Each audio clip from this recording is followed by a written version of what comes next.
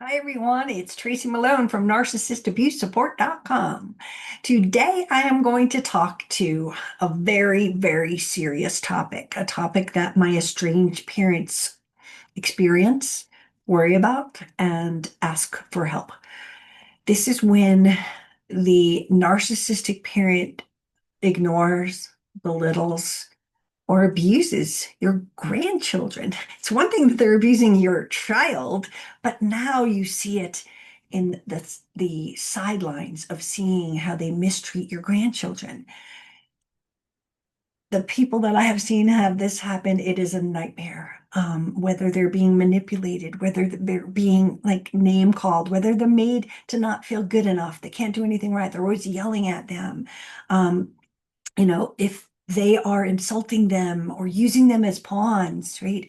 The parents can see much of this if you're still in contact, right? But while this is a heartbreaking challenge and you have to do something about it, parents also get paralyzed by fear because if they do something, they could lose contact. This is the damned if you do, damned if you don't thing, right? So, what do you do? First thing I want to tell you what to do is not to do is confront them because your instinct to go to the narcissistic parent is correct. I mean, speak up. Isn't that like the national campaign? See abuse, speak up, right? But you're talking to someone who wants to take the grandchildren away from you. So don't confront them because it won't stop, it will escalate it. Narcissists thrive on control. You guys know that. And so if you are speaking to them and saying, hey, I just saw that, that's not okay, they will retaliate against you and the child. Right? Because the child is going to be, don't ever talk to grandma again because, that's a lie, da da da. And so it puts the kid in a bad place as well. The other thing that parents wonder about is child protective services, right? Should I just call child protective services? Again, if you do not have evidence that is provable, they won't even take your case. And I'm talking about provable with, not only just times and dates, but if there is a change in the kid's mood or behavior, but that you saw a fingerprint, a mark on their body, a bruise, something like that, that's what CPS is looking for. If you don't have that, they aren't even going to take your case. And again, you do that, that's the end of your relationship with your grandchildren forever. It is like, again, the biggest threat. Do I protect my children and lose my children at the same time? Right? This is the problem here. But that's why everyone gets really confused. So, one of the things you should be doing is documenting everything because if you can document it, again, times, behavior, comments, things the kids said, changes in their mood, it creates a factual record, but not for the fight today. Hopefully, for a fight that you can battle one day when these might come in handy, right? Um, you can also build trust and safety in your grandchild and be calm and stable and listen without judgment and just be there for the empathy and the kindness and the self-worth that they're not getting from their narcissistic parent. This is so common. The narcissist has to be number one, and they tend to attack their children no matter how old they are, just being like, you're not good enough, you're really going to wear that, blah, blah, blah, just things that put the kid, and that still is abuse, even if they're not hitting them, right?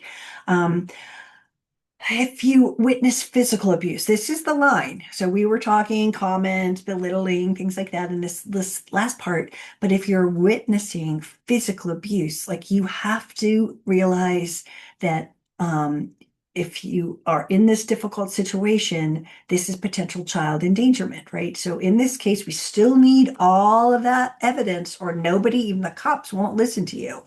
Um, but again, pictures, never confront the narcissist directly. Again, it will backfire. You will be cut off, and they will hire a lawyer to get a restraining order from you so that you aren't able to see anything else that happens, right? Some states and some places, people can file third-party reports or petitions for protective measures. But again, the cost of that is that you might lose your grandchildren. You might want to reach out to a, you know, I don't know who it would be, a family lawyer, a child welfare advocate. Those are going to be your best bets, just to know what your options are and to have someone that you're documenting to if that comes to it. I've had parents also go to the police in their town and put a or a report in, right? They're putting in a report, but they're not filing charges. They're just adding it up. Again, it wasn't physical abuse. It was lots of belittling, lots of this, lots of that.